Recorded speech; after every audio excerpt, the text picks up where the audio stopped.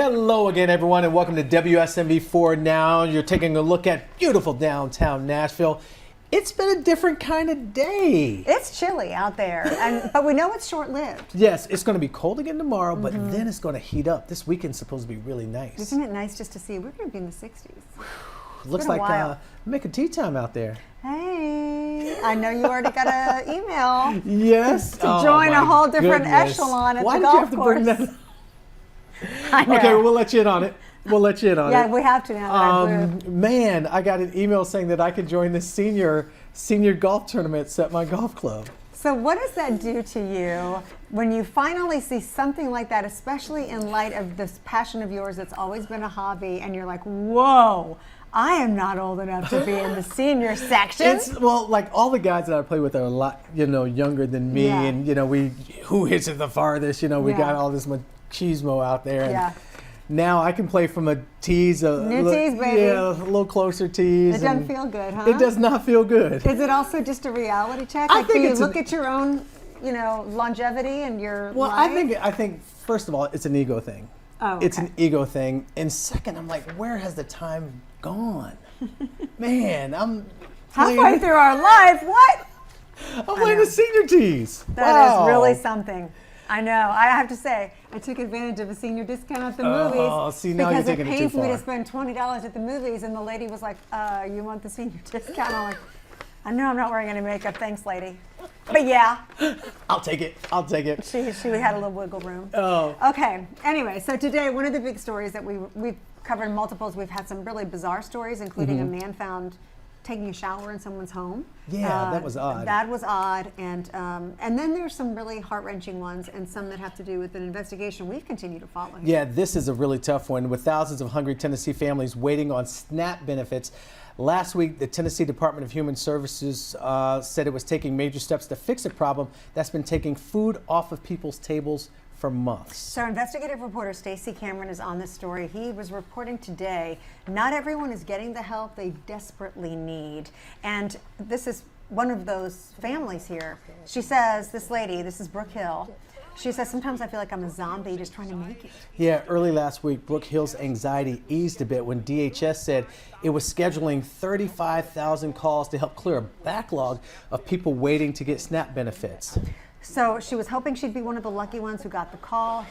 Hill did not get the call, and now she is panicking. She's scared. She needs help feeding her son, her 10-year-old son, Liam. Yeah, and thanks to severe neurological issues caused by autism, he can only eat and drink just a few things. In the past month, Hill's been fighting to feed him because DHS cut off her SNAP benefits after a caseworker failed to call Hill and recertify that eligibility. So he's hungry. She's upset. It pains her as a mom. DHS tells us here at WSMV it made the call scheduled last week.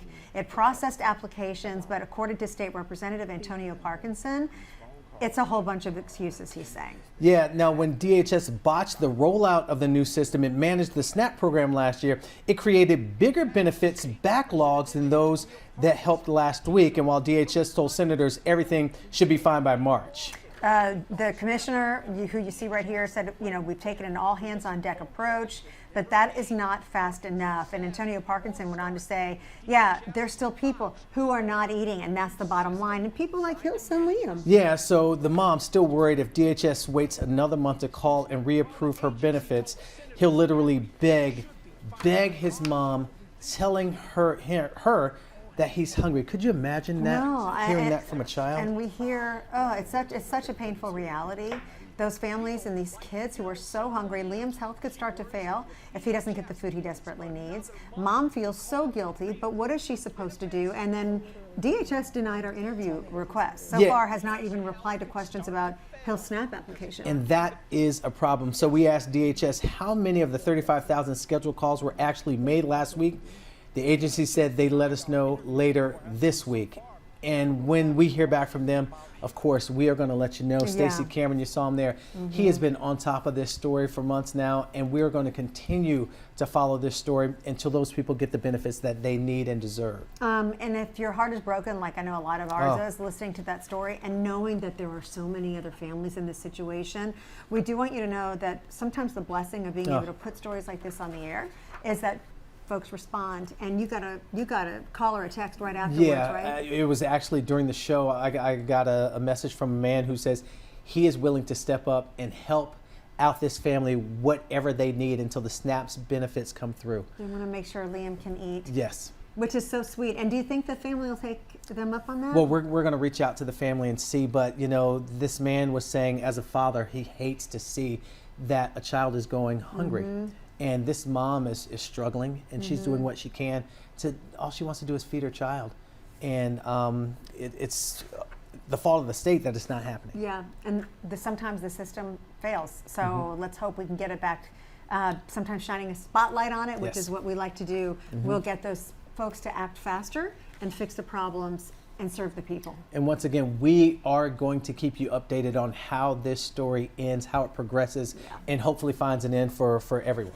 So we're going to be back on the air on WSMV4 at 10 o'clock coming up in about 30 minutes. We certainly hope you join us and Lisa Spencer, who's going to talk more about this warm-up heading our way. Yep, waiting for the weekend. Hey, that's going to do it for us. Have a great night, everybody. I'm Tracy Cornett, along with Marius Payton. We'll see you back here tomorrow.